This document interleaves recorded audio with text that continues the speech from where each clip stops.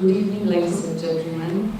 We meet here today to talk about religion and politics with guests of Tomorrow Conference organized by Teologia Polityczna i Fundacja Zielonego Tysiąclecia.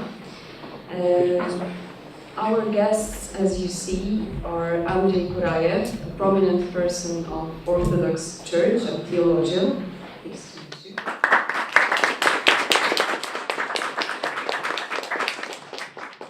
John Milburn, research professor of politics, religion and ethics at the University of Nottingham and the founder of a conception of radical orthodoxy.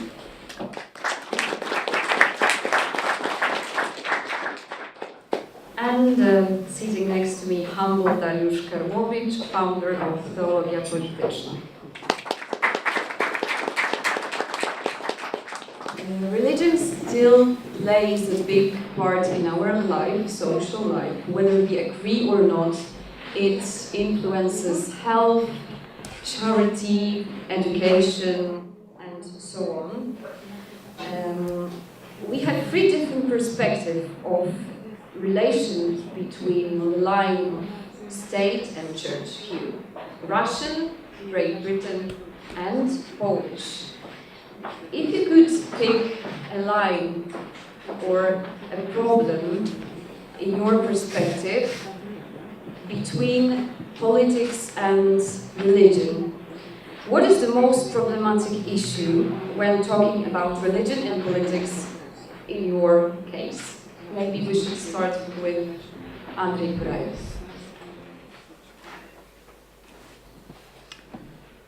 Сначала позвольте некое метаисторическое наблюдение. First of all, I'd like to make some historical discourse. Каждый раз, когда христианская церковь была гонима, то ее спикеры и иерархи произносили дивные речи в защиту свободы совести.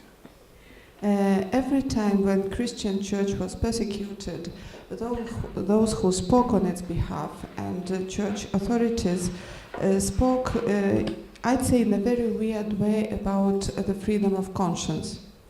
Но каждый раз, когда церковные иерархи оказывались рядом с властью, их риторика каждый раз менялась на противоположную.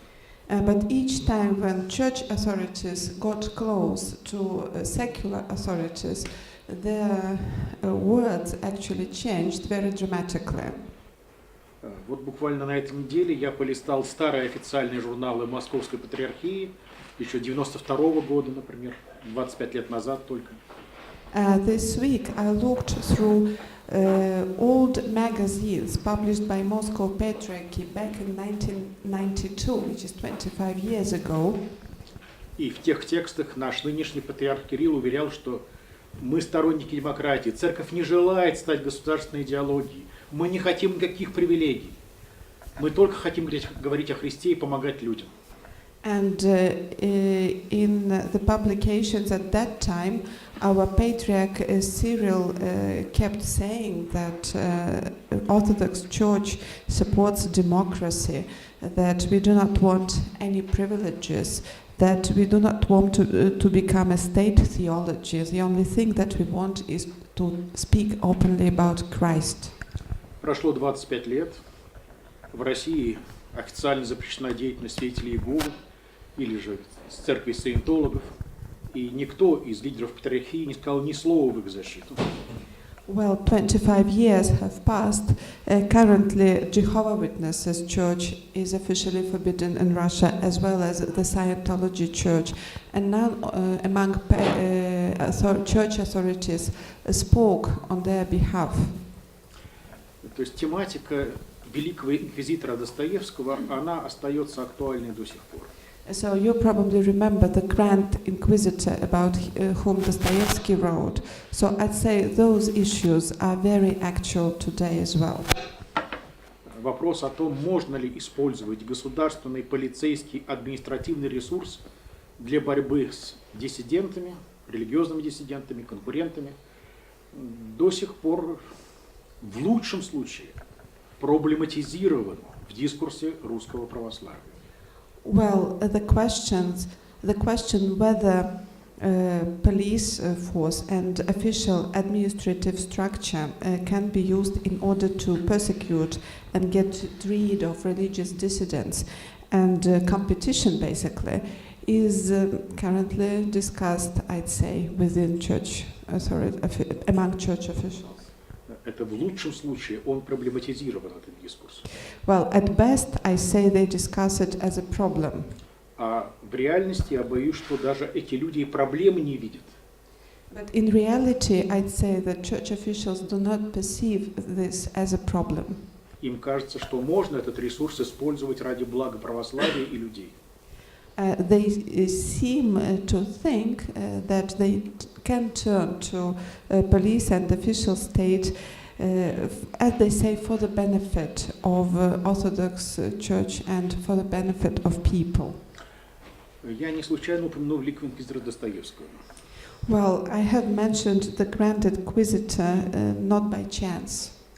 Там ведь и в самом деле нет однозначного ответа в этой притче Достоевского. Because this poem in Karamazov's Brothers does not contain a clear answer. Может быть, и в самом деле для человека, маленького человека, обычного человека, лучше снять с него груз ответственности, решать за него, вместо него. Maybe really a small person, a simple person, should not have a burden of responsibility, and maybe someone really should take decisions for this small common person. И мне кажется, это тоже очень важно учитывать в этих дискуссиях. Люди разные. I think that should really be taken into account in all the discussions, because all people differ. Есть гендерные отличия, есть возрастные отличия. There are gender differences, age differences. 5 лет назад моей первой внучке было 3 года. 5 years ago, actually, my first granddaughter was only 3 years old. А у меня дочек не было, поэтому вот эта девочка, это первая девочка в моей жизни. Well, I do not have daughters of my own, so that was the first girl in my family, in my life. И вот я ее купаю. So I was giving her a bath. Для нее это тоже событие, дедушка ее купает. And for а не her, мама. that was also something unusual, because her grandpa was giving her a bath and not her mom. И она проводит для меня экскурсию по ванной комнате. And she gave me an excursion around the bath. И тогда я понял, чем девочки отличаются от мальчиков. And then I realized what the difference between girls and boys. Потому что Катя сказала, это Катин шампунь, а это мамин шампунь. Его трогать нельзя. Because Katya told me, this is my shampoo and this is my mom's shampoo, and I really can't touch mom's shampoo. Понимаете, только девочка может с восторгом рассказывать, что ей запретили. Because only a girl can be excited about something which is forbidden for her. Вспомним первую девочку в библейской истории. Well, let's remember the first girl in the biblical history. С каким восторгом Ева рассказывает змею о том, какое яблоко ей запретили кушать в Эдемском саду. How excited was Eve when she was telling the serpent about the apple that she was forbidden to eat in the Eden. Для мальчика запрет – это повод его нарушить. Well, in case of a boy, if something is forbidden, actually, it's something that he should try to violate the order. А для девочки запрет – это очень серьезно. Well, in case of girl, if something is forbidden, she takes it very seriously. Вспомним, что Заратустра говорит у Ницше: «Идешь к женщине, возьми плетку». Well, actually, Zarathustra in Nietzsche, he said, if you go to visit a woman, take a whip. Вторая тема – это возрастная психология. Well, another issue is actually, I'd say, psychology pertaining to different ages. Вот 2 человека идут по одной и той же улице. We can have 2 people walking along the same street. И они видят, что в заборе на этой улице появилась новая дырка. And, for example, they see a new hole in the fence along the street. Какая стандартная реакция стандартного мальчика? Which is a standard reaction of a typical boy. Он, конечно, залезет в эту дырку и посмотрит, что там. Of course, he'll try to look inside and to see what is in there. Какая стандартная реакция стандартной старушки, бабушки? And what is a typical reaction of a typical grandma? обойти эту дырку за 2 квартала. So she will try to circle, 2 blocks away, Потому что вдруг из этой дырки что-то опасное выскочит. because something dangerous may jump out from the hole in the fence. И, может быть, бабушка с ее опытом права, больше права, чем этот мальчик. Well, maybe experienced grandma is right and not the boy. Понятно, что таргет-группа русского православия – это женская аудитория и это возрастная аудитория. Well, of course, the target audience of the Russian Orthodox Church are mostly females, and I'd say elderly females. И, в общем, говоря языком психологии, это люди с психологией жертвы. And in psychology terms, these are people with the psychology of a victim. Им психологически комфортнее быть ведомыми. And they feel comfortable when someone is leading them. И поэтому, когда некоторые журналисты говорят, что православие теряет свое будущее, это не так. Well, some journalists say that Orthodox Church loses its future, but that's not true. Именно какие-то тоталитарные проявления церковности обеспечивают стабильное будущее для церкви. Well, I'd say that totalitarian behavior of church officials ensures its stability in the future. Другой вопрос, что сама эта базовая группа церкви, она становится все более маргинальной в текущих политических и культурных процессах. Well, but there's another issue. The target audience of the Russian Orthodox Church becomes, in a sense, a marginal group in general cultural and political processes in the country. И поэтому одновременно в русской церкви, в ее диалоге с обществом происходят противоположные процессы. Одновременно. So I'd say there are two different processes moving in different directions in the Russian Orthodox Church and the Russian society. Ее авторитет растет у, скажем так, избирателей Путина. So I'd say the Russian Orthodox Church is highly respected and even is more respected by those who elect Mr. Putin. И это все-таки 80% населения. And I'd say this is about 80% of the population. 80. Официально 86%. Officially it's Это я чуть-чуть 86%. понижаю. Well, I made it a little lower. Да. И одновременно же авторитет церкви теряется у какого-то креативного меньшинства. But I'd say that the church is not that respected by the so-called creative minority. Третий тезис, который я хотел бы озвучить. And the third point that I'd like to confirm. Есть для меня потрясающая параллель между текстом Евангелия и данными научных исследований. Well, I see a great similarity between the text of the Gospels and about the results of scientific research. В Евангелии я имею в виду притчу о талантах. And I mean Jesus' words about the talents. Понятно, что речь идет не о талантах музыканта или математика. Of course, he speaks not of musical talent or mathematical talent. Речь идет о таланте религиозной отзывчивости. He speaks about the talent, I'd say, of religious benevolence. Это та тайна, которую нельзя превратить в загадку. This is the mystery that cannot become a secret. Почему мы разные? Why do we all differ? Почему один ребенок с детства, он тянется к небу, к боженьке, он любит молитву, а другой человек до старости не желает ничего слышать о Боге? Why one person from his early years turns to God, to prayer, to heaven, and why another person till his old years does not want to hear anything about God?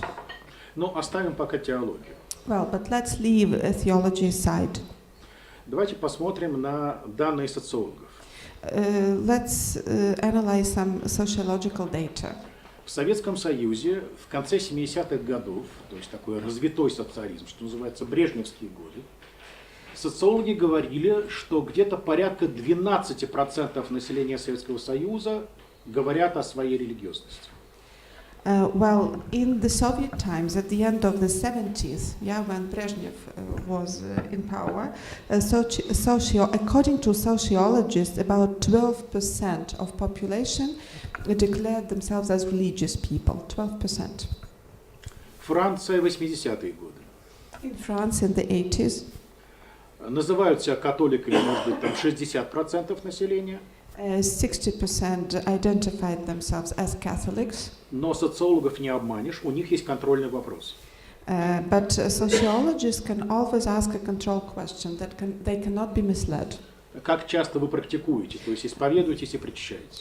And then they ask, how often do you practice your religion, which means how often do you take communion, etc. И это где-то 15-17% And французов. then actually we get the figure only about 15-17% of French people. 90-е годы Финляндия. Well, also Finland in the 90s. Да, 70% или 80% финнов говорят, мы христиане, мы лютеране. About 80% of Finns identify themselves as Christian Lutherans. Но они протестанты, вопрос об исповеди тут некорректен, поэтому социологи задают другой вопрос. Well, because they do not take communion, also the sociologists ask them another control question. Вы дома Библию читаете или нет? Do you read Bible at home or not? И только 9% финнов говорят, да, я читаю Библию дома. And then only 9% of Finns answered that yes, I read Bible at home. Смотрите, разные страны, разные конфессиональные культуры, разные политические режимы. So different countries, different confessions, different political systems. Но количество людей, которые что-то делают ради своей веры, одинаково. But the number of people that actually do something as part of their faith is very similar. То есть где-то 10-12% людей отвечают за свои взгляды. It means that only 10-12% of people really do something in accordance with their faith, in accordance with their beliefs. Остальные согласны считать своей верой то, что скажет лидер общественного мнения. Well, others agree with what an opinion leader, let's say, says.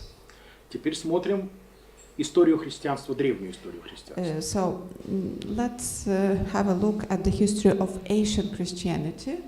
Когда император Константин объявил христианскую веру свободной и официальной, господствующей, When Emperor Constantine declared Christianity as an official religion, в Восточной Римской империи где-то 12% исповедовали христианство. in Eastern Roman Empire about 12% people were Christians. В Западной Римской империи в 2 раза меньше. In Western Roman Empire actually only 6%. То есть, понимаете, не было в истории ни одного случая, что пришли миссионеры, обратили народ к христианской вере, а король, царь, князь пошел бы следом за своим народом в храм. So you see, never in history we had to deal with a case when missionaries actually came and turned the whole nation to religion, and the prince or knyaz just followed the people. It never happened this way. То есть миссионеры обращали вот эти 10 пассионарных, 10 талантливых процентов людей. I'd say that missionaries managed to convert only about 10% of people that were really passionate about their faith. Может быть, в их числе оказывался и лично религиозно интересующийся лидер, князь. Sometimes it happened that among those 10% was a leader, a political leader of the nation, like А a потом knyaz or этот князь prince. говорил остальным 90% то, что киевский князь Владимир сказал жителям своего города. And later that prince knyaz told Владимир в Киеве. the rest of 90% of his population, and he told what knyaz Vladimir told in Kiev to his subordinates. Если кто не хочет быть мне врагом, завтра приходи на Днепр креститься. So if you do not want to be my enemy, then tomorrow you should come to Dnieper River and get baptized. Впервые в истории вероятность того, что миссионеры обратят к христианской вере целый народ без участия государства и полиции, реализуется в наши дни. So I think today we face for the first time in history the case when missionaries can turn to faith the whole population without participation of police and state apart. И это не Россия, And this is not Russia. это не Польша, And и not это не Poland, Англия. and not England. Это Южная Корея. And this country is South Korea. Если же мы говорим о России, то я считаю, что главный вопрос нашей жизни на 21 век, сможет ли православие стать в 21 веке народной религией, не становясь религией государственной.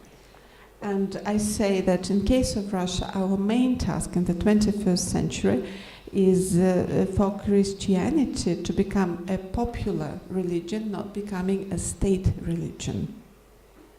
Thank you. It's very interesting. I thought that you were going to the conclusion that in Russia nothing is changed and we still only those 12% of practicing people. But I get it's not your point now. What is the most problematic issue when talking about the relation of religion and politics in Great Britain? Well, yes, that's interesting. I mean, if I could start with just a comment on Russia to lead into a contrast. I think it's tragic that all the work done to develop a genuine ecclesiology by the Russians. Okay, I think all the work done by the Russians in exile, like Bulgakov and Ferensky, Losky and so on, trying to develop an ecclesiology, to some extent that seems to have been left behind, and you've still got this kind of state-dominated church.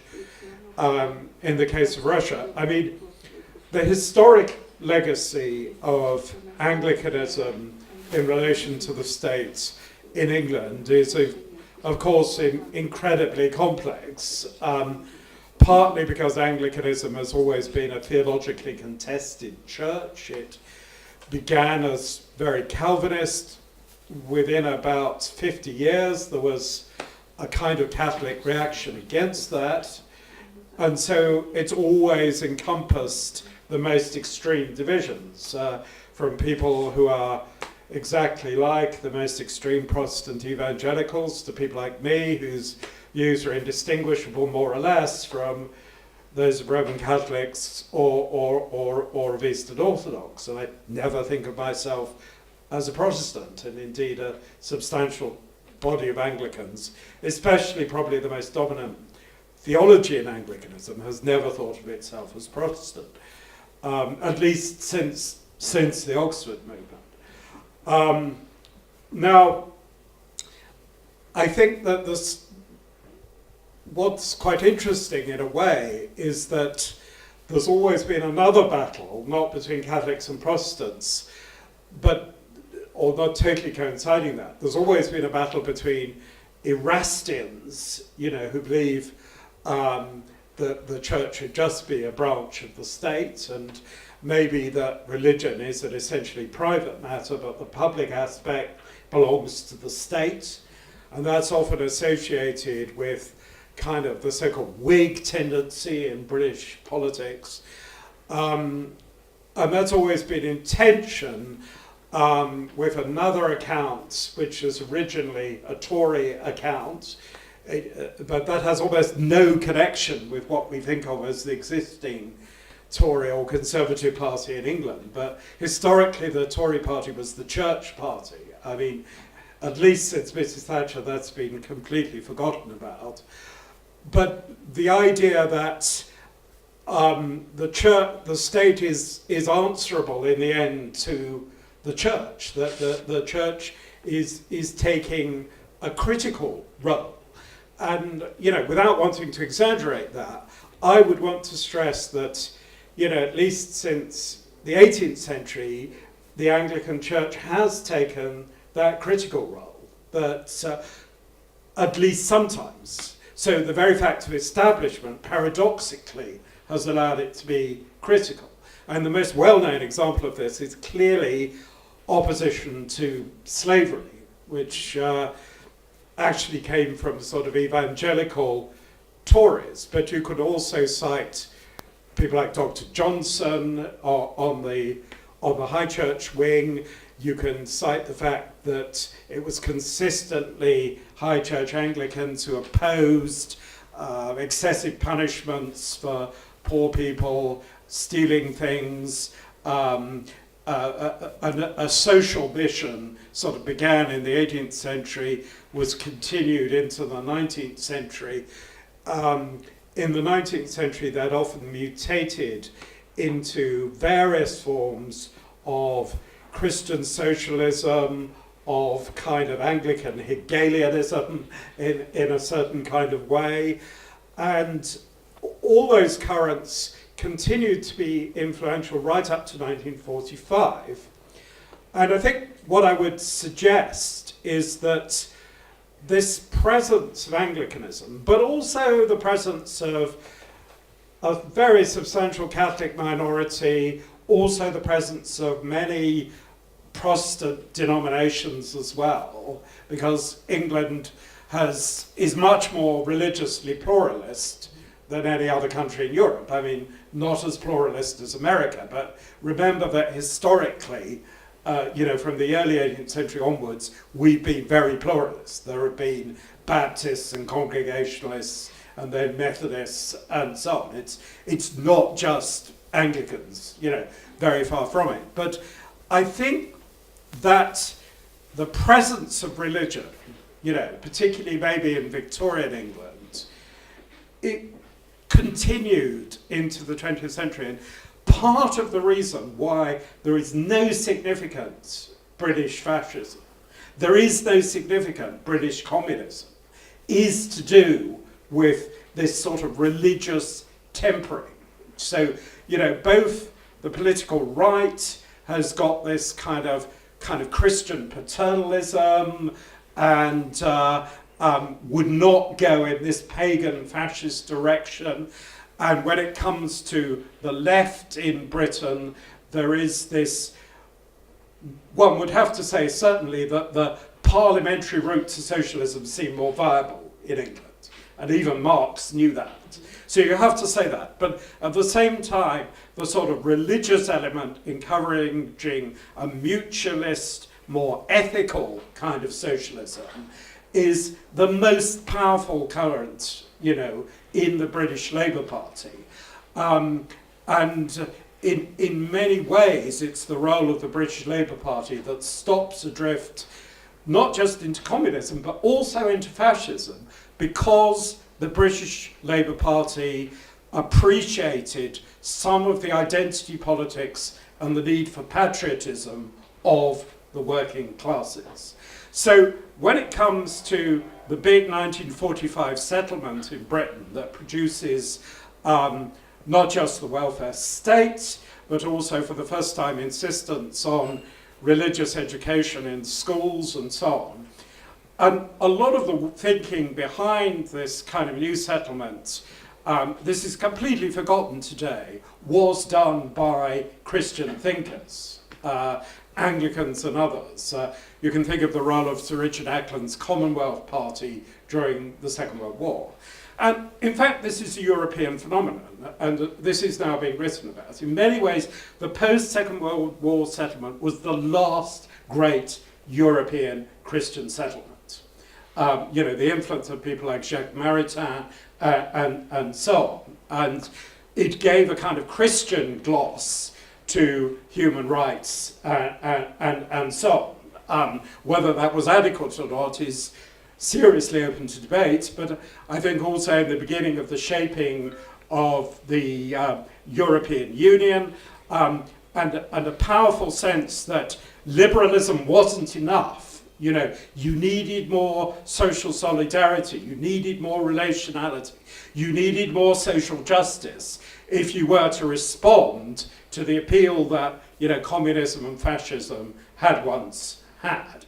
So what I'm saying really is I'm saying there's a British version of that. It's not wholly unique, but it is significant that I think up to that point, the establishment in Britain had meant something. In theory, there is no British constitution. Well, there are various constitutional measures. There is no distinction in Britain between sovereignty and governments. They're the same thing. And in the end, it's the sovereignty of crown in parliament and the fact that the church places the crown on the sovereign's head, which technically holds the whole thing together. Technically, England is a church. Technically, Scotland is a church. But of course, nowadays, nobody's going to say anything about that.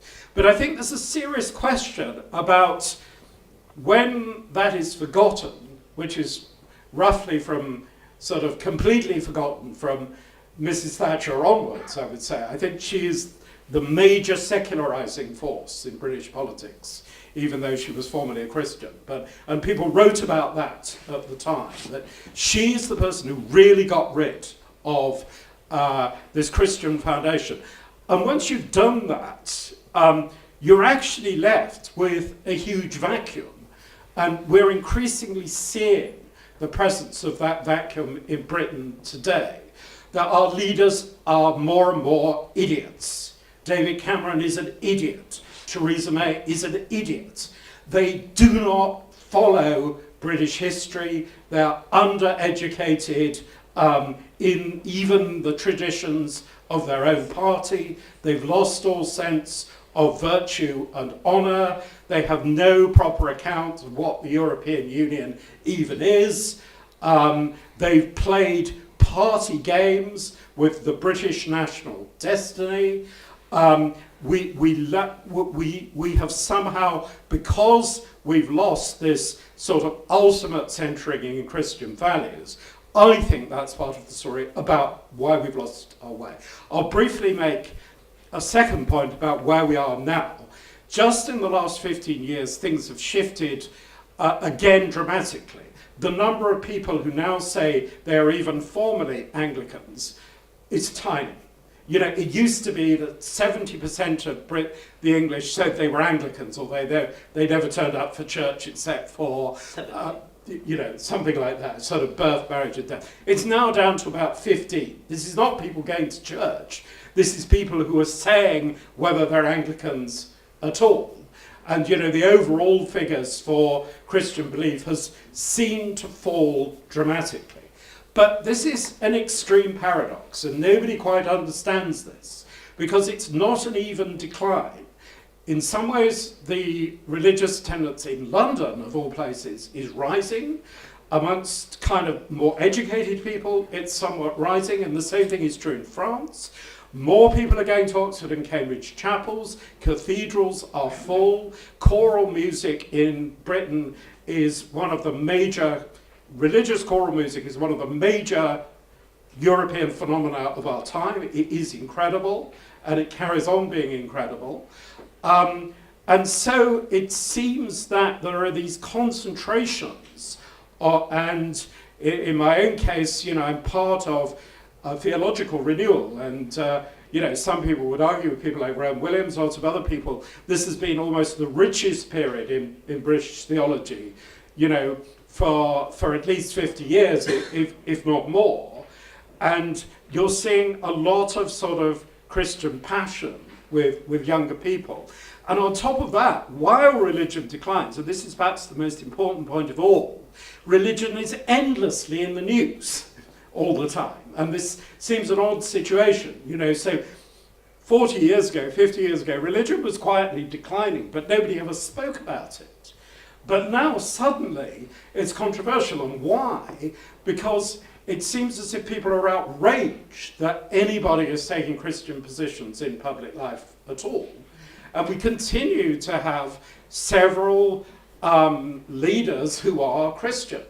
And the question of whether they can take sort of Christian positions, certainly on abortion, gay marriage, euthanasia, is becoming increasingly difficult.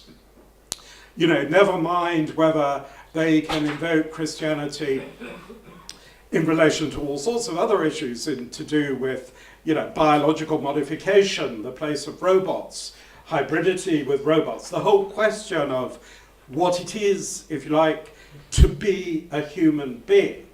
But it seems that on the one hand, people who are Christian in public life feel they must base things on the Christian faith, and this is increasingly seen as an outrage and as not even debatable, because things like gay marriage, abortion, the right to die and so on are seen as absolute rights outside even any democratic debates. And this is affecting not just politicians, but I think increasingly people in the medical profession, people in the legal profession, people in the university profession. Increasingly it's becoming illegal to state sort of Christian positions.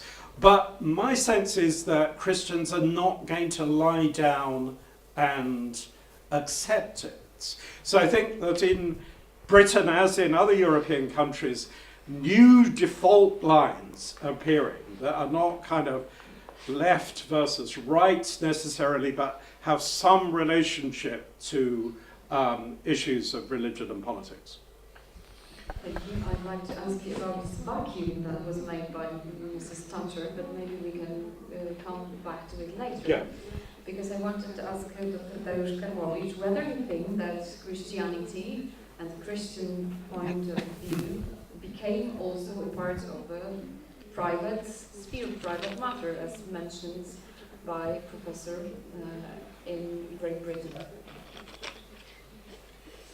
Well, that's pretty difficult, because we are in Poland. I don't know, probably Jakon Burajew was talking about let's say deep, kind of a deep faith about it, talking about the 10% of a real Christian, but culturally and politically, Poland's a very special case, Yeah. because there was nothing like un-Christian Poland. Historically, baptism was a beginning of a state. So Yeah. that's a paradoxal situation, because Catholicism is an element of a Polish DNA in that sense. Yes. And something like transcendental reference is included in a culture of Polish ecclesia in two meaning of that words, in a church and political life. After 89, most of sociologists who took their education in the Western universities, they expect the galloping secularization process, Yeah. and they failed. Now in Poland we have, according to last research, 40, it's every single Sunday in Mass participate 40% of Poles. So I think probably, including even, only from the sociological point of view, including even football and Formula Yes. One, there is nothing Yeah. similar in the social phenomenon around Europe. I don't think that there is anything like an institution No, which is I agree. participate No. every single No. week by 40%. It doesn't mean that it's a 40% always the same. It's much more. Yeah. It creates different problems, because our problem mostly Yeah. in Catholic culture and Catholic Yeah. policy, it's how to not to mistakenly mixed religion with politics. Yes. Because yes. Yeah, I think that's a hugely important question. I mean, I think for all sorts of contingent reasons, Poland has identified itself that way, because it's no less true of the foundations of England. The Anglo-Saxon kings were baptized and they accepted Christianity, and the foundation story of England is Bede's ecclesiastical history of the English people. That's the foundation story. It's in a very complex rivalry with the Arthurian story about Britain, and this is part of the unbelievable complexity of the British Isles. It's clearly nobody today in Britain much associates English nationalism with religion. For a long time, the sense of it being a Protestant island was very important. You know, after the Reformation. And of course, this was a fantastic turnaround from the Middle Ages, where England was known as Mary's Bower. It was the most Mariological country in the whole of Europe, something that the sort of the 19th century tried to revive with the shrine at Walsingham and so on. But that has, you know, largely lapsed, and but I would suggest, you know, the positive thing from the Polish point of view is that when European countries lose their Christianity, they lose their soul, and this has happened to Ireland. I mean, Ireland, you'd think, was very comparable to Poland. That sort of Catholicism was part of the Irish DNA, but for multiple reasons, controversially, I think it's partly to do with their independence. I think paradoxically, if they'd remained inside the British Isles, Catholicism would have survived. I think Catholicism took on far too many roles that it couldn't perform under an independent era.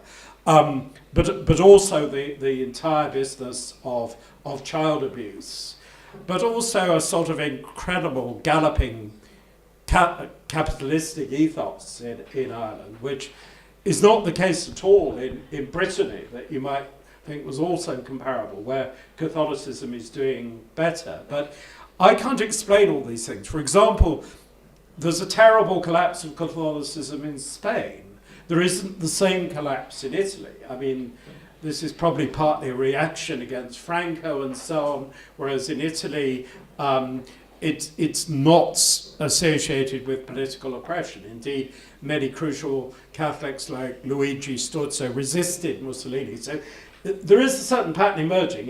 In a way, it's the political factors. You know, that Poland, Catholicism is identified with a heroic resistance against the communists and so on. But your point now, Darius, I think is absolutely right. And I was trying to talk about this in my interview just now. I think there's absolutely, you know, Catholics and other Christians are right to protest against a sort of vacuity of bureaucracy and the free market displacing national identity, popular democracy, the cultural, intangible identity of Europe, and so on. Absolutely, I agree about that. And the EU is too much a victim of that. But I'm not a Brexiteer. I still believe the EU could be reformed. By the way, I'm not sure Britain will really leave at all. I think that's by no means clear. But I think the danger is that in reacting against that kind of vacuous liberal internationalism, we fall victim to nationalism. I think that, you know, that's the danger. And so the question is, how do we have a more Christian sense of Europe, not just of Poland, I think? Excuse me, may I just wanted to ask you, Dariusz, what do you mean by saying the problem is not to mix religion with politics? I think when you're living in a Catholic culture, you are tempted to use Catholic tradition as justification of political projects, and we witness a very strong example of that as a kind of transition religion. In Poland, during the first 20 years, transition was presented by a part of modernists as a kind of, let's say, the end of history, but in the very religious categories. I mean, one of the first party in Poland, which was in power, Unia Wolności, was creating a kind of a millenaristic vision of a new Poland in a purely religious term. Absolutely. And it was a very strong temptation. I mean, how to avoid a risk. Yes. How to avoid the risk of, in Yes. fact, a kind of a heresy. Yes. What a very, very funny kind, because it was a liberal left heresy in Yes. a Christian body. I mean, yeah. Finally, they victimize a big part of a Polish church tradition. Yeah.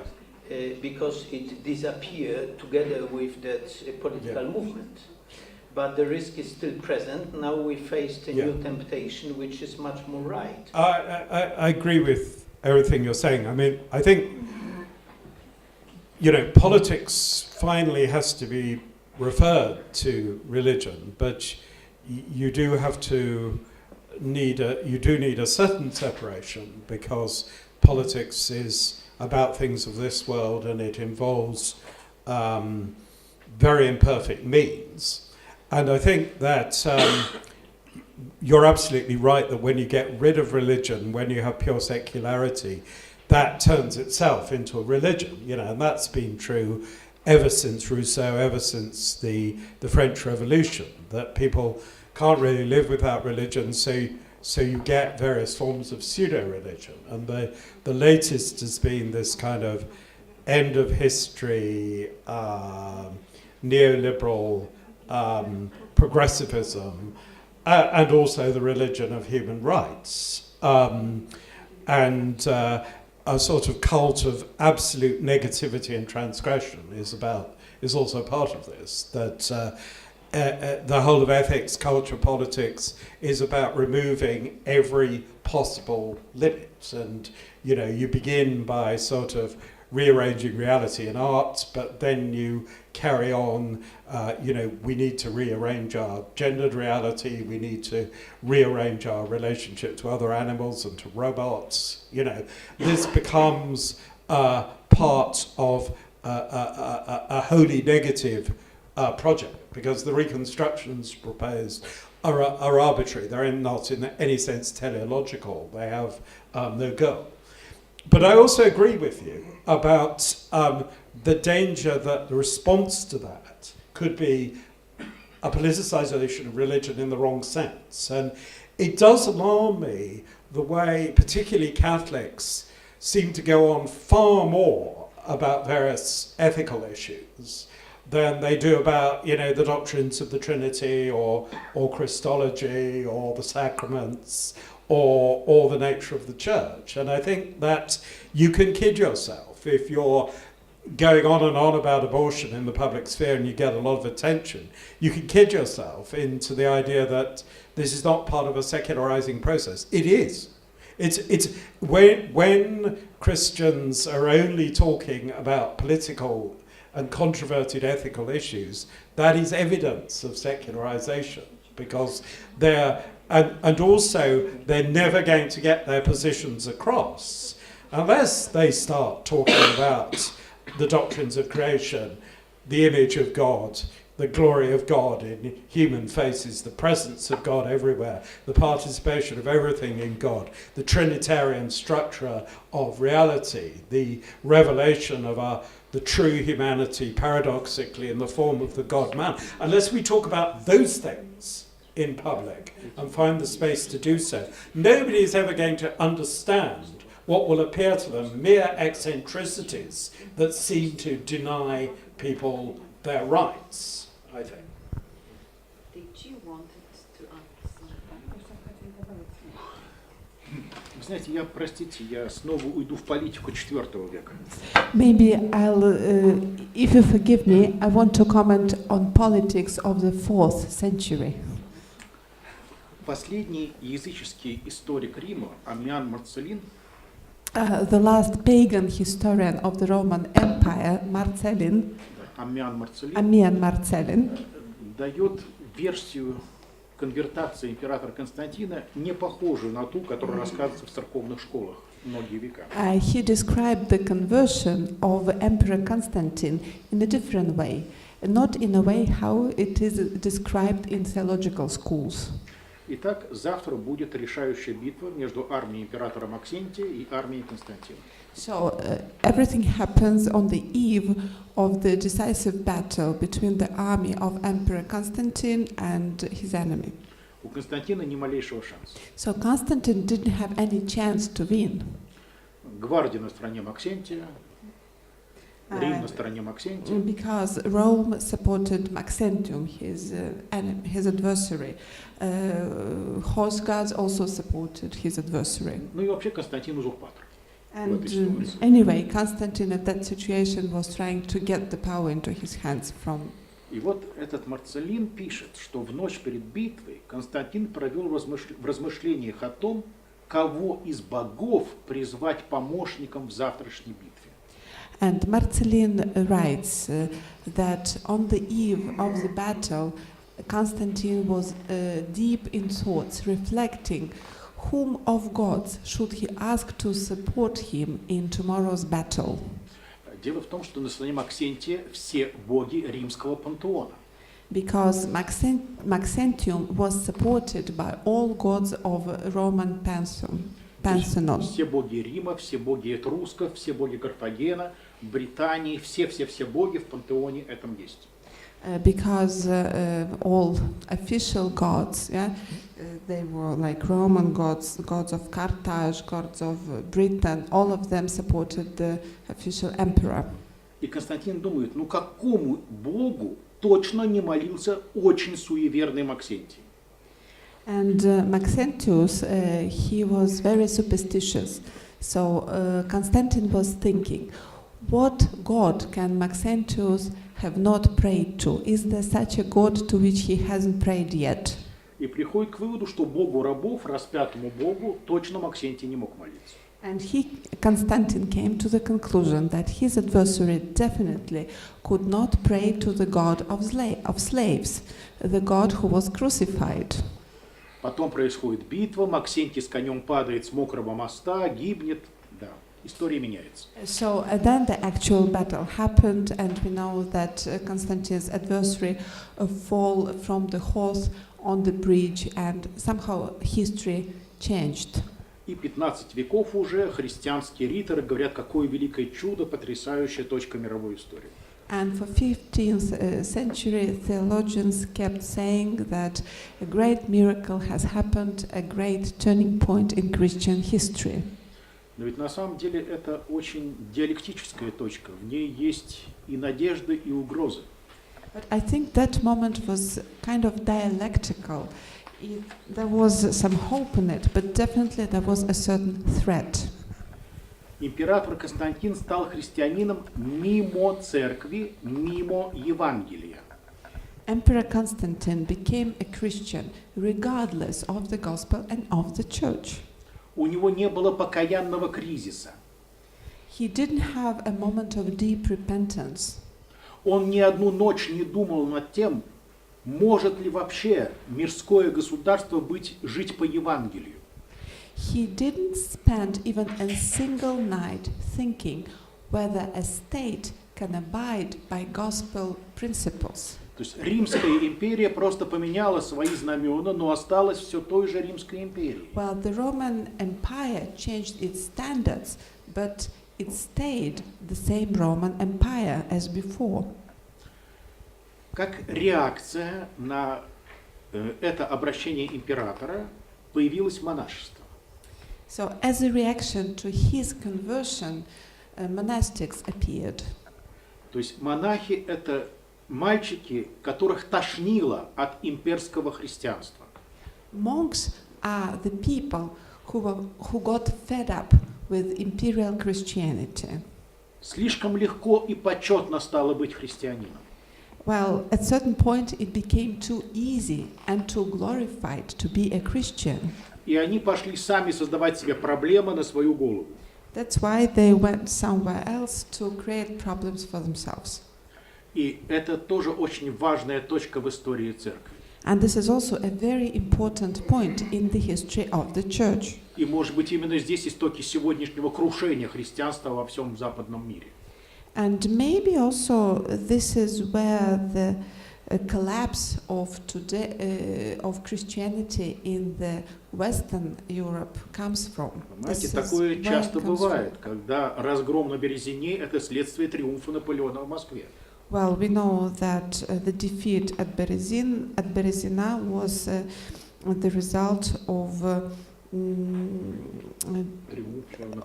Napoleon's triumph in Moscow. И, может быть, и здесь великий подвиг Макария или Антония Великих египетских в IV веке, может быть, это одна из причин катастрофы христианства в XX веке. And maybe the victories achieved by great martyrs like Macari or Antonio of Egypt, they are the reason of what happened to Christianity later. Потому что голосом церкви в итоге стали именно люди монашеского пути. Because I guess the real voice of the church are monks and nuns. Вот у меня очень эгоистическая позиция, я вам скажу.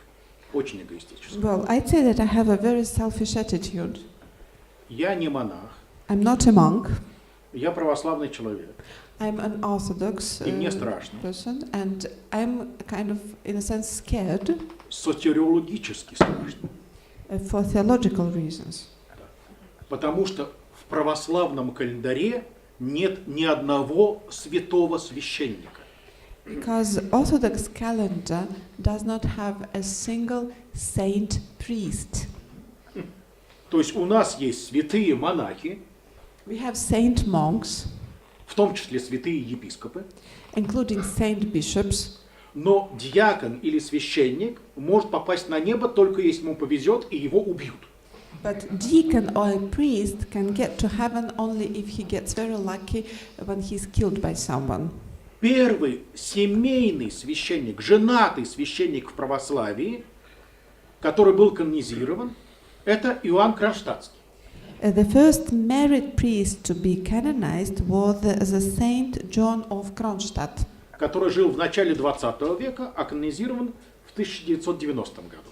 He actually lived at the beginning of the 20th century and was canonized in 1990. Но по секрету скажу, что его жена жаловалась в Синод на то, что он не хочет ее знать как жену. But I'll tell you reveal you a secret, because his wife complained to the Holy Synod that he did not want to come to her and take her as his wife. То есть это то, что называется белый брак, имитация брака. So we can call it a white marriage, a pseudo marriage.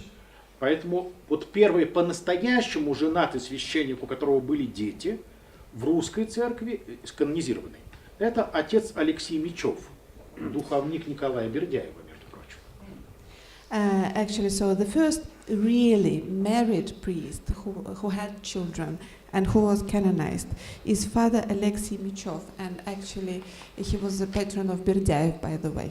Он не был арестован, он скончался сам в 20-х годах 20 века, уже в советские времена. So he wasn't imprisoned, he just died a natural death in the 20s, in 1920s. Но в предыдущих веках нет, церковь не может предложить образец просто христианской семьи. But for all other previous years, church could not show an example of a Christian family. Меня спросили, есть пример святых князей Петра и Февронии. So there was a question about saints, князь Петр и Февроний. Peter and Fevroний. Ответ: mea culpa, mea maxima culpa. Okay, that was the answer. Дело в том, что никто в России не знал, что есть Петр и Февроний. Well, actually in Russia nobody knew that there were Peter and Fevroний. Но моя хератония пришлась на день их памяти, 8 июля. Well, actually, Да, посвящение. So actually, I became a priest on July 6, which is the day of their day смерти, да? Ну, день их памяти в церковном Yes, календаре. this is the day dedicated to their memory in the church calendar. Я стал искать, Господи, что ты мне хочешь сказать, почему в этот день была моя хератония? Well, Кто мои покровители, кто мои святые? that's Нашел why Петра и Февронию. I started reading a lot, trying to understand what God was trying to tell me, yeah, by having my by having this event on July 8th, and I found out that actually that was И the когда day спустя- dedicated to them. Когда спустя годы началась священная борьба нашей церкви против Хэллоуина, против Дня Святого Валентина. And many years later, Russian Orthodox Church started its great crusade against St. Valentine's Day. Черт меня дернул сказать, да у нас есть свой день влюбленных, Петр и Феврония. And I actually was very unlucky to say that we have our own day of people in love, and these are Piotr and Fevronia. И эту мою статью прочитала Светлана Медведева, жена президента. And my article was read by Svetlana Medvedeva, the wife of the president. И она сказала, о, действительно, давайте, пусть у нас будет такой праздник. And she said, how lovely, let's make such a holiday. Но дело в том, что это фольклорные герои. But they're just folk heroes, folk characters. Феврония, она путем колдовства очаровывает и привязывает к себе бедного князя Петра. Fevronia actually, she enchanted the князь Piotr, and by magic kept Детей у him. них нету, They согласно didn't have житию. any children. В житии говорится, что Петр любит Христа, а Феврония, наоборот, любит Христа же. А о том, что Петр и Феврония друг друга любят, об этом им не положено. Well, if you read the book, the Holy Scripture, then actually it says that Peter loves Christ and Fevronia loves Christ, but it never says that they love each other. И поэтому учить семейной жизни на этом примере, ну, никак нельзя. So we cannot teach family life on their example. И вот это серьезная проблема. Понимаете, если бы не появилось монашество в IV веке, So I think this is a very serious issue. So monastics emerged in the fourth century. если бы идеал монашества не стал бы единственным христианским идеалом на многие века, And the ideal of monastics became the only ideal of Christianity for many centuries. то, может быть, были бы иные пути явлены в церкви, пути служения Христу через милосердие, а не через отказ от семейной жизни.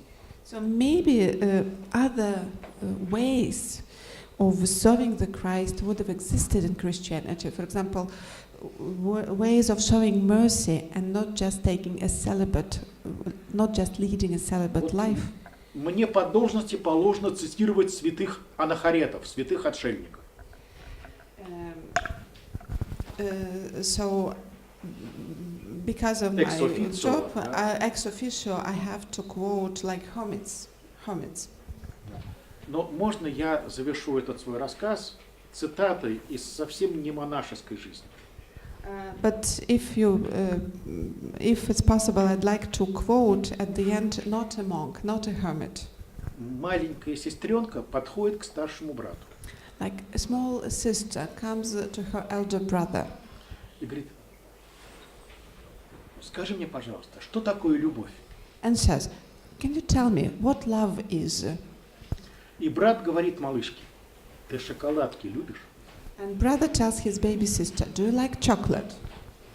Она говорит, да. Yes. А где ты их берешь? And where do you get it from? Сестренка краснеет и молчит. Well, she gets all red and keeps silence.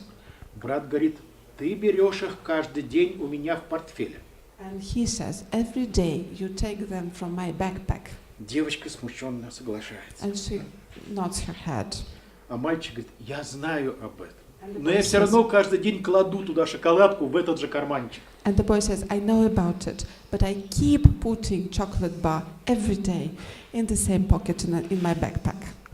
Вот если бы такие истории были бы в тех книгах, которые мы читаем в храме, может быть, тогда и кризиса христианства не было. I think such histories should be read in the temples, and then we wouldn't have faced the crisis of Christianity as we do today.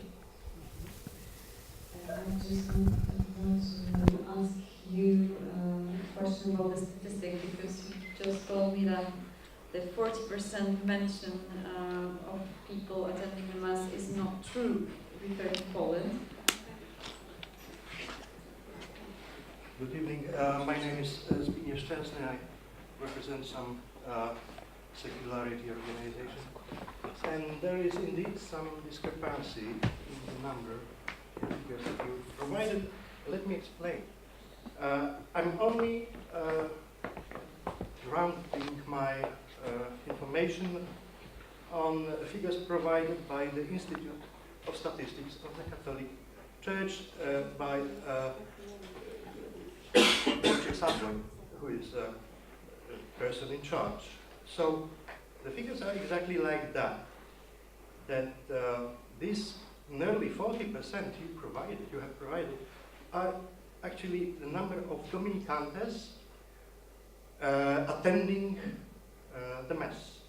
But the number of Dominicantes is actually 82% of Catholics living in Poland, because 18% is provided the system since 1980, excluded by definition, because these are young children, elderly, and ill persons. So we have actually 32 millions of Catholics, and if you take 82% of that, you have 36 million of Dominicantes. And from that number, 39% attended Mass, what means nearly 11 millions. But you have, on the basis of the statistical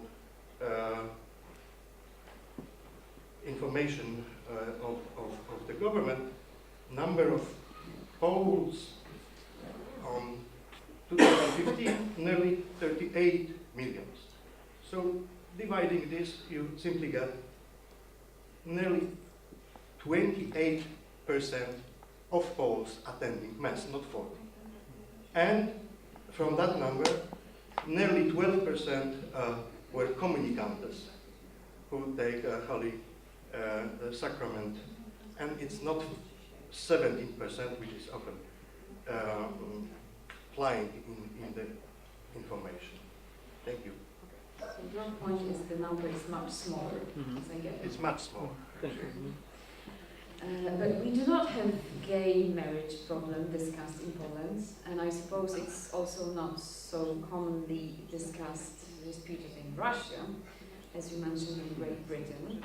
We do not discuss adoption of gay marriage people or post-human robot relations and so on. But what we hear here and there is this ideology, liberal ideology, that attacks Christianity and that weakens Christianity. And my question is, do you really believe it's something deliberately planned? For instance, in Poland, there was an attempt to change the anti-abortion law some time ago. And this and other factors created massive protests. Women were walking in the streets with black umbrellas, and it was something that was discussed in papers left-oriented, I would say. And the reason for that was shortly commented as liberal ideology behind all that. Do you believe in this liberal ideology, and where's the center of it? Well, yes, I do. I mean, I think it's probably true that there are campaigners who deliberately try to undermine Eastern Europe, and you think of George Soros and Hungary. But on the other hand, there's absolutely no need to reach for conspiracy to account for liberal influence, because it's simply all pervasive. It's the climate of our times, and nor is it anything even remotely new. You know, it's at least as old as Thomas Hobbes. You know, at a certain stage, you know, a bunch of humanist intellectuals decided, first of all, that Christianity was not realist enough. It was not enough about worldly glory. They started to follow Tacitus, not even Cicero. They decided that also Christianity was divided. It was producing confusion. Not just Christianity, that metaphysics produces confusion. And from Hobbes onwards, liberalism is linked to a certain kind of nominalism, a certain kind of materialism. The whole idea of a kind of negative liberty is exactly the sort of freedom you have left over when nothing material is forcing you. So that in many ways, liberal liberty is extraordinarily like that of a stone, you might say. Of course, there are other variants on that owe more to Descartes and then Rousseau and so on. But in general, we've inherited a picture where, on the one hand, there are facts, and on the other hand, there is this mystery of the human will. And that's left us with a legacy where we're not sure whether to attribute everything to human will and to culture, or everything to nature and to necessity. And we have no sort of coherent metaphysical account of this unless we're prepared to deny the reality of mind, freedom, intentionality, etc. altogether.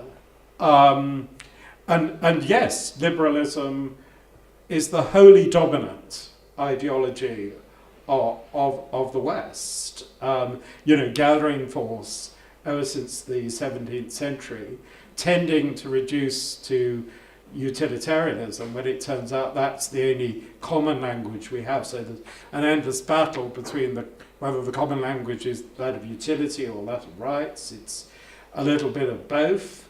But I think we've lived off the capital of much more substantive notions of virtue and human teleology. But these are and this is far more true in my country than yours. They're being thinned away to almost zero. So that finally liberalism means shopping. I mean, that's the point, really. That's what it means. That's what it comes down to, I think. And it comes down to a very thin, a very arid culture. It leads to a situation where 50% of British students have mental problems. And this is a serious statistic. Increasingly, once those Californians are given a boost to all this through the use of social media, most people are addicted the whole time, so that absolute freedom, absolute negative freedom is actually very close to kind of total manipulation.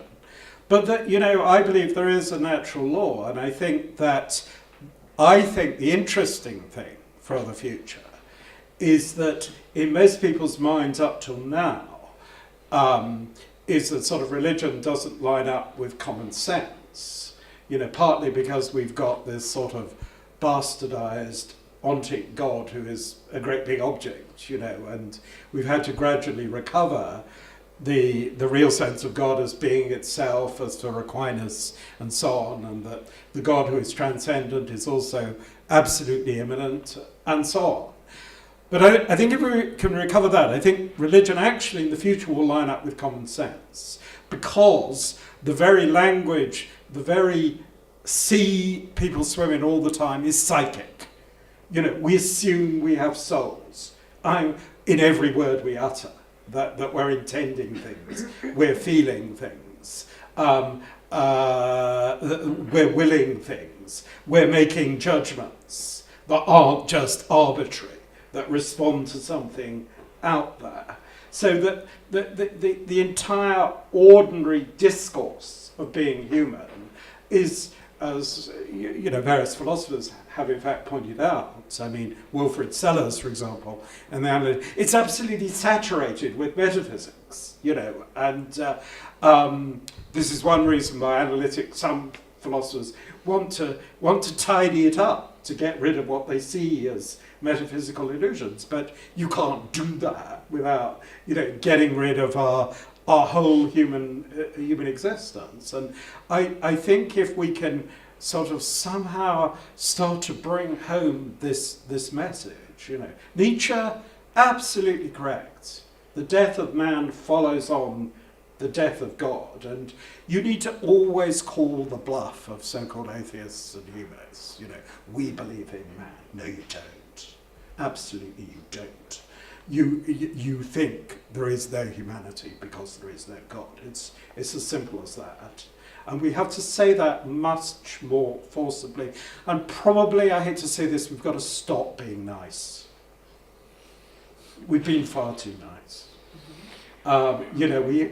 We have to make these very strong points, and we have to save the life. It's our responsibility not to be nice, because we've got to save the lives and souls of ordinary people.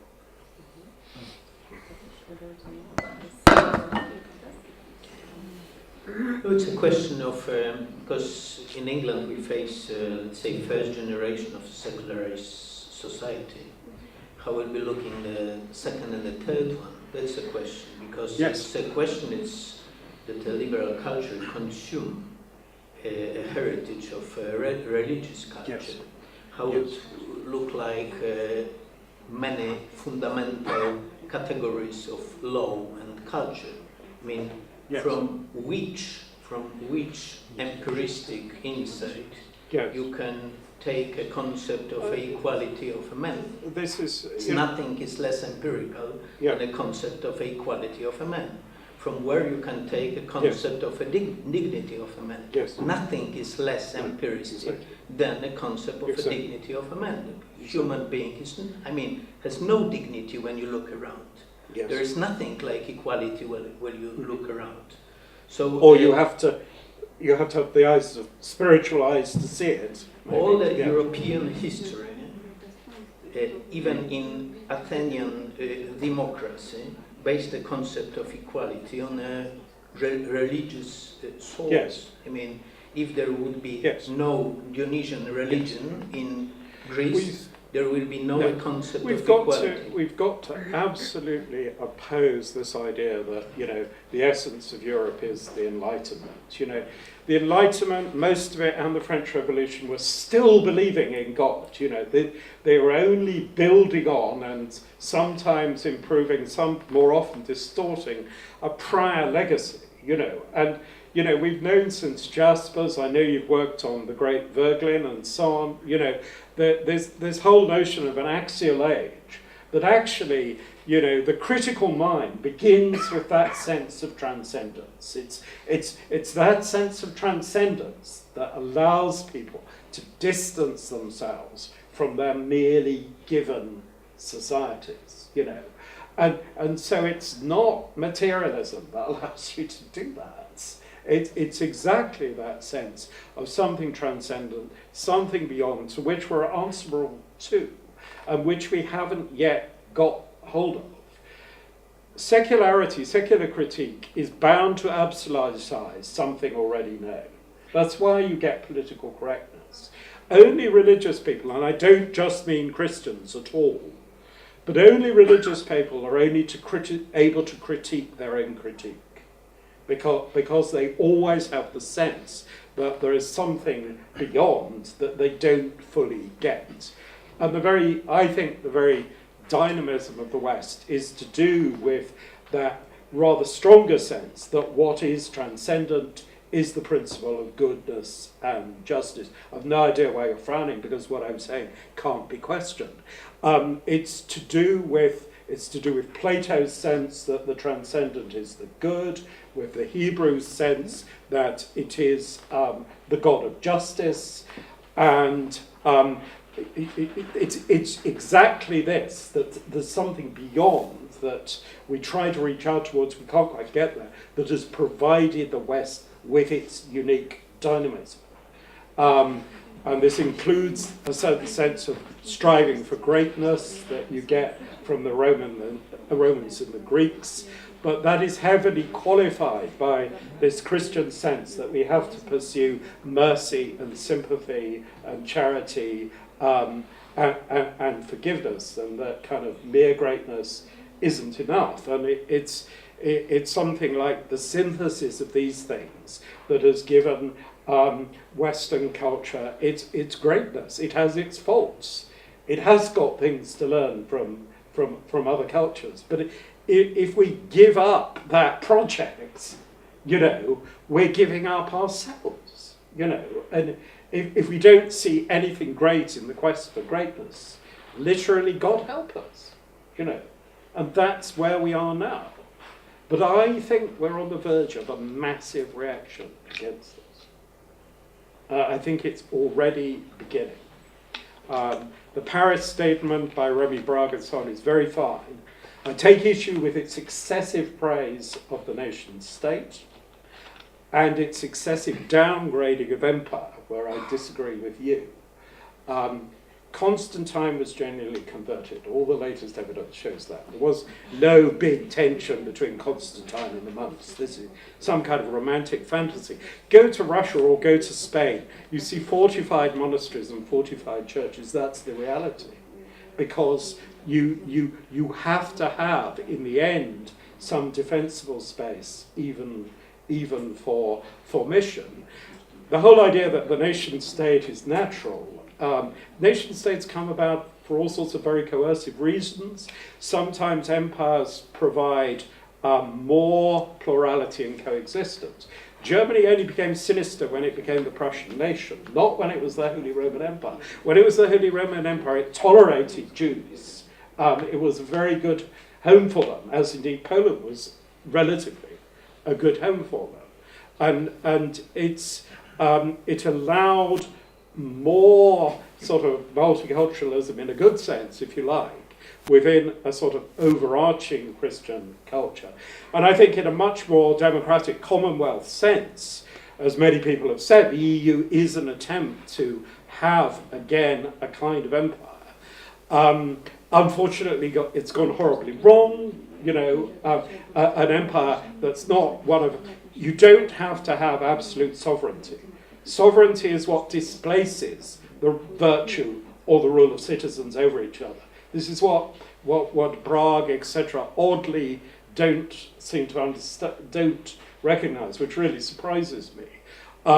It's precisely when you're despairing of the rule of virtue and the balance of the rule of the one and the few and the many that you think that you need this absolute principle of power in order to keep order. And eventually that's arbitrarily attached to an ethnicity. And it always runs the risk of racism. If you're French, maybe this looks natural and easy, but it doesn't look easy and natural if you're Spanish. Look at what's happening with Catalonia. Is Catalonia a nation or not? You know, and the natural solution is a federal one, you know, that grants some regional autonomy. It's the same with the United Kingdom, which is in no way a nation state, because it's four nations. It is indeed a kind of internal empire. And so this is part of my saying to you, I don't think the answer is nationalism. And I would be wary of the link between religion and nationalism, and wary of an apparent religiosity that's too much about the nation. It's true of America as well. Far too much of their apparent Christianity is really a civil religion cult of America. We need to value nations, if you like, as regions, as semi-sovereign. The EU doesn't have to be absolutely sovereign. It doesn't have to be United States of Europe, but it's also right to share sovereignty, because certain things in the modern world just can't be done otherwise. And there's nothing good about absolute sovereignty anyway. It's in the end rather authoritarian notion, I think. So, you know, this is my worry at the moment, and I think it sort of echoes some of your points, that on the one hand we have a sort of liberal, secular, cosmopolitan globalization, but on the other hand the reaction to that is often a kind of religious nationalism. It's often too atavistic, it's often too obsessed merely with single issues like abortion. The point is actually to talk less about these single issues and more about the fact that liberalism dominates all of our lives. You know, attitudes towards abortion and euthanasia are only evidence of this pervasive narcissism and individualism that's dominating everything, and our sheer lack of thinking in much more relational terms, in terms of teleology, in terms of duty, and so on. So, what I'm saying, it's a different kind of universalism we need to recover, and surely the Catholic Church that is named Catholic, and I'm saying this as an Anglican, is in the best of all positions to try to do that. You wanted to add something. Знаете, я расскажу просто одну современную историю. Maybe I'll tell you an example about some real case. Какие-то государственные органы в Москве приходят очень старые евреи. Like a very old Jew comes to some official organization in Moscow И говорит, вы знаете, я хотел бы отказаться от российского гражданства и уехать в Израиль и навсегда остаться там. and this old Jewish man says, you know, I would like to resign the Russian citizenship, I'd like to go to Israel and just stay there for good. Чиновник, который с ним беседует, удивлен. Как так? Ведь вы очень уважаемый человек. В советские времена вы были директором крупного завода. У вас хорошая персональная пенсия, у вас много наград, орденов. Почему вы решили уехать?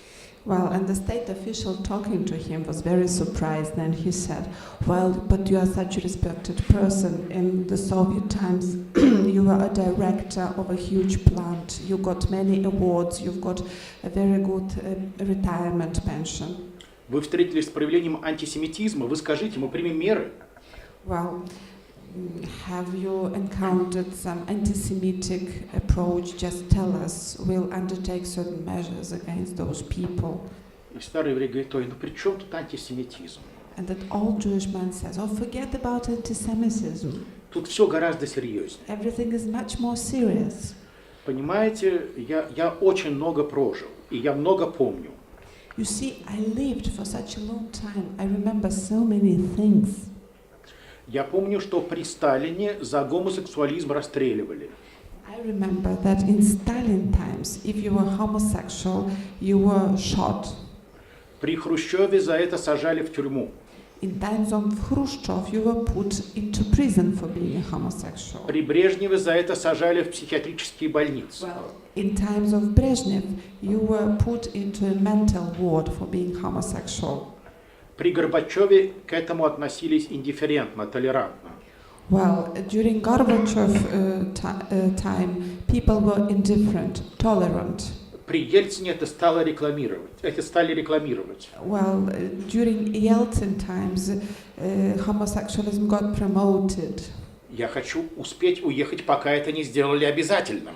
I want to leave this country before homosexualism becomes compulsory. Да, так вот, это особенности, в общем-то, очень многих идеологий. Коммунизм начинался как обычное профсоюзное движение, как борьба за 8-часовой рабочий день. Well, but this is the specificity. It's typical for many ideologies. How did communism start? It started as a usual trade union. They were fighting for an 8-hour working day. Но это получился в итоге свой тотальный и тоталитарный миф. But in the end, it turned to be a totalitarian, total myth. И то же самое мы, в общем, видим и с мифом крайне либеральным. And I think the same happens in case of this extreme liberalism. Ну, как на это реагировать христианам? How can Christians react? Знаете, я очень советский человек. Well, I'm a very Soviet person. И вот в моем переживании правильная церковь – это церковь моей юности. So, and in my understanding, the right church is the church of my youth. То есть церковь, которая просит только одно: ну разрешите, мы будем такими. Нас мало, мы в меньшинстве, мы отсталые, несовременные, это правда, но можно мы доживем свой век. This is the church that actually asks only for one thing. Let us be as we are. We are in minority, we are not a modern people, but just let us live till the end, just the way we are. Вот я это вам рассказываю, а у меня в голове очень эротический образ. I started telling you this and I've got suddenly a very erotic image in my head. 2 года назад в аэропорту Амстердама 2 years ago, at the Amsterdam airport, я увидел девушку своей мечты. I saw a girl of my dream. И вот до сих пор не могу ее забыть. Still can't forget her. Это девушка Амиш. And she was an Amish girl. То есть, понимаете, ну, это удивительное сочетание какой-то вот чистоты, красоты, внутреннего какого-то мира, богатства. And this is an incredible combination of purity and internal beauty. Вот, понимаете, в этих странах Соединенных Штатах, где очень много либерализма, но там, по-моему, с уважением относятся к этим странным сектам, амиши или мормоны. Well, you see, we call them weird United States with their weird liberalism, but they are very tolerant to their various sects. For example, to Amish people, they're very tolerant to Mormon people. Как и в России, даже атеисты с уважением относятся к русским старообрядцам. Well, even in Russia, atheists respect those Russian Orthodox people who adhere to old traditions, old church traditions. Формула одна и та же. Уважают тех, кто строго относится к себе и не лезет в чужую жизнь. But let's say that the approach is very similar. We respect those people who are very serious about themselves and do not interfere into the lives of others. В чем проигрывает церковь и в православии, и в католичестве? Why do both Orthodox and Catholic Church lose? What does it lose? Весь мир знает, что гомосексуализм – это продукт потребления люкс-класса для прилатов. Well, the whole world knows that that homosexualism is a side effect of luxury life of the church elite. И при этом они говорят, нельзя вступать во второй брак вам, или нельзя целовать жену туда, и еще что-то. Those same people tell other people that you cannot enter a second marriage or you cannot kiss your wife in certain areas, etc. Вновь говорю, ты будь строгим к себе. And I'd like to repeat, you have to be serious about your own faith, be strict about your faith. Но чтобы эта строгость, она в тебе высекала такой вот свет, сияние, чтобы люди от тебя глаз не могли отвести. So be strict with yourself so that you start illuminating with light, shining with light, so that other people will not be able to take their eyes from you. Вот как я до сих пор не могу отвести внутренний глаз от той девочки в аэропорту Амстердама. And I still can't forget, and still have somewhere in my head the image of that shining girl in the Amsterdam airport. И в заключение немножко конспирологии. And just to summarize a few words about conspiracy theories. В Ватикане мы видели двух очень разных римских пап. So in Vatican we saw two very different popes. Моя любовь – это, конечно, папа Бенедикт. My love, of course, is the Pope Benedict. Прекрасный богослов, умный человек, человек с чувством юмора и так далее. A great preacher, very wise person, great sense of humor. Да, он попробовал вести крестовый поход против вот этой либеральной идеологии. He tried to organize a crusade against the liberal ideology. И мне кажется, то, что в итоге конклав избрал другого папу, Франциска, And I guess the conclave elected another pope instead of в him. переводе на светский язык означает следующее. And if we translate this fact into secular language, it means the following. Benedict resigned.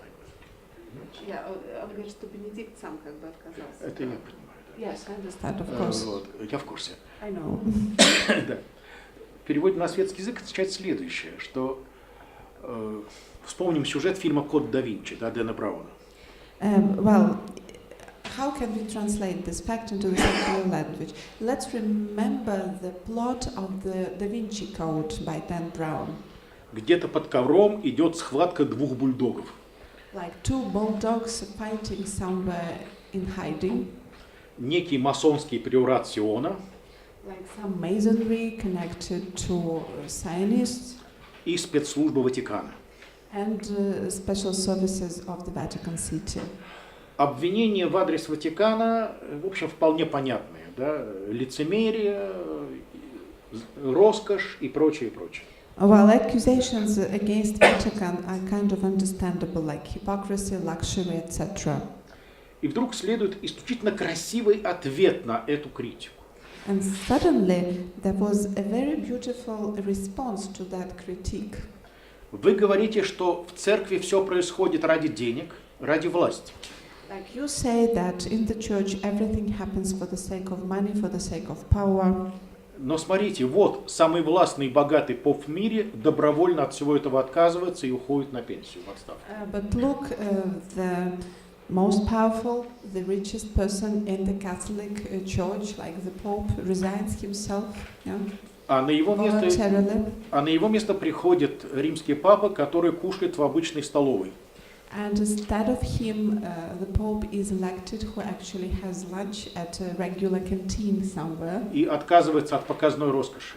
And he actually does not lead a luxury life. Видите ли, Григорий Богослов когда-то сказал, слова можно опровергнуть словами. One of Georgy Bogoslov once said, a theologist Georgy Bogoslov said that words can be denied by other words. Но чем можно опровергнуть жизнь? But life cannot be denied. Yeah, life proves itself. Так что вопрос вот в одном, чтобы наша жизнь была бы похожа на то, о чем мы говорим. So I think the main point is for our life to be in line with our words. Слишком много мы в истории, в современности хлопочем о других. Лезем в чужую жизнь, и семейную, и интимную, и так далее. Well, actually, I'd say that too often in history and in our times, we interfere into others' lives, into their private lives, into their family lives. В итоге нам говорят, знайте свое место.